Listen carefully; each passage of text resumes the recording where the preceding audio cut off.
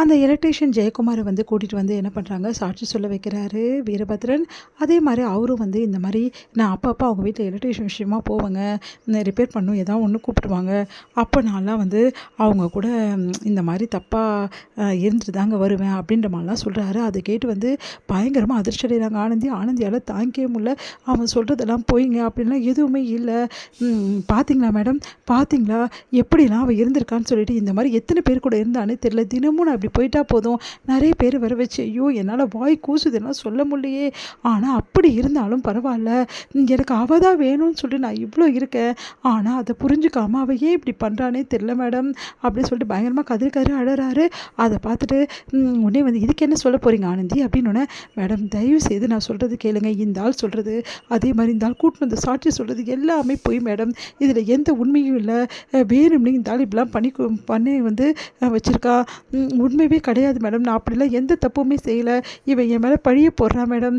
சரி அப்படி பழிய போடுறவராக இருந்தால் உங்கள் கூட ஏன் வாழணும்னு நினைக்கிறாரு, வாழணும்னு நினைக்கிறவன் ஏன் மேடம் பழிய போட போகிறான் அப்படின்னோடனே அப்படியே அதிர்ச்சியாக பார்க்குறாங்க. என் கூட வாழணும்னு நினைக்கிறானா, அவன் நல்லபடி வாழணும்னு நினைக்கிறான்னு நீ இவ்வளோ பேசுகிறான், அப்போ எதுக்காக மேடம் இவ்வளோ பழியும் என் மேலே போடணும் மேடம், நான் போடணும்னு நினைக்கல மேடம், இவன் என்னை விட்டு எங்கே போயிடுவாளோன்ற பயத்தில் தான் மேடம் நான் பழிய போடுறேன், நான் இது பழியே இல்லை மேடம் உண்மையே தான் மேடம் சொல்கிறேன் அப்படின்ற மாதிரி சொல்கிறாரு.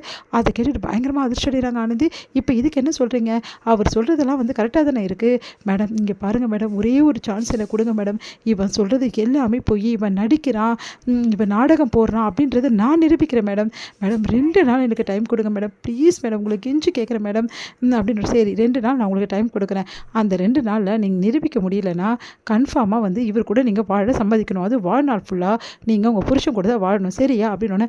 சரிங்க மேடம் அப்படின்னு சொல்லிட்டு சொல்கிறாங்க. சரி 2 நாள் கழிச்சு இங்கே கோர்ட்டு கூடும் அப்படின்னு சொல்லிட்டு போயிடுறாங்க. இங்கே வந்து அப்படியே பார்த்து நிற்கிறாரு. அட பாவி, என் பொண்ணை இப்படி வந்து அசிங்கப்படுத்திடுறா, உன்னெல்லாம் சும்மாவே விட மாட்டேன்னு சொல்லிட்டு அவங்க அப்பா வந்து வராரு. அவனை அப்பா விடுங்கப்பா, இவன்கிட்ட நீங்கள் பேசுனீங்கன்னா உங்களுக்கு தான் அசிங்கம், உடனே அவங்க அண்ணன் வந்து இப்படி பண்ணுவீங்கன்னு நினச்சி கூட பார்க்கல அப்படின்றாரா. அதுக்கு வந்து நான் என்ன பண்ண முடியும் அப்படின்னு சொல்கிறாரு. அதை கேட்டுட்டு வந்து பார்த்தீங்கல்ல என்ன நடக்குதுன்னு சொல்லிட்டு, ஏன் நான் இப்படி பண்ணுறேன் பாருண்ணே, அவன் எப்படி பண்ணிட்டான்னு சொல்லிட்டு பாரு அப்படின்னு. அப்படியே ஒன்றும் புரியாமல் உங்கள் அண்ணன் யோசிக்கிறாரு.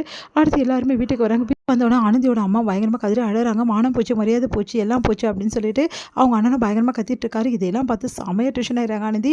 இப்போ தெரியுதா அவன் எவ்வளோ மோசமானவன், நான் சொன்னேனே யாராவது நம்புறீங்களா, இப்போ பார்த்தீங்கல்ல என்னை எப்படி அசிங்கப்படுத்தி அவமானப்படுத்தியிருக்கான்னு சொல்லிட்டு, இப்போ அவனோட புத்தி என்னன்னு புரியுதா, அவனை மாப்பிள்ளை தலையில் வச்சு கொண்டாடினீங்க இப்போ தெரியுதா அப்படின்னு.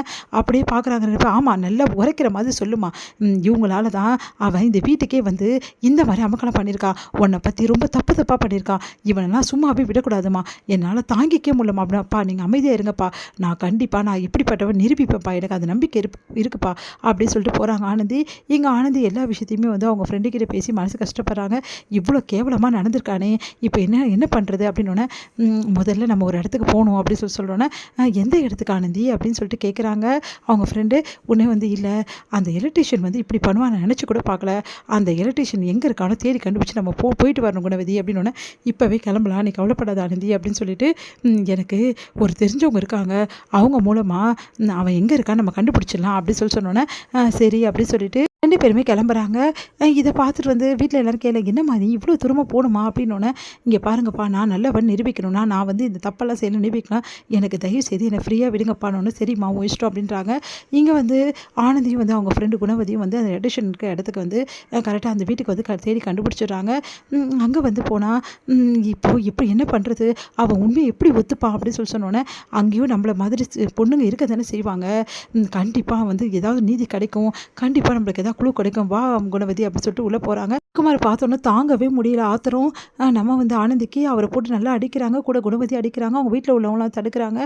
நடந்த விஷயத்தெல்லாம் அவங்க வீட்டில் உள்ளவங்ககிட்ட வந்து சொல்லி அழறாங்க. அதை கேட்டு அவங்க செமையாக டென்ஷன் ஆகிச்சா, நீ இவ்வளோ கேவலமான பண்ணியிருக்க விஷயத்த, உனக்குலாம் அசிங்கமாக இல்லை, ஒரு பொண்ணை அசிங்கப்படுத்தியிருக்க அப்படின்னு சொல்லிட்டு அவங்க வீட்டில் லேடிஸ்லாம் கேட்குறாங்க. அதை கேட்டுட்டு என்னை மன்னிச்சிடுங்க, நான் பணத்துக்கு ஆசைப்பட்டு இப்படி பண்ணிட்டேன் அப்படின்னு சொல்லிட்டு ஜெயக்குமார் வந்து சொல்கிறாரு.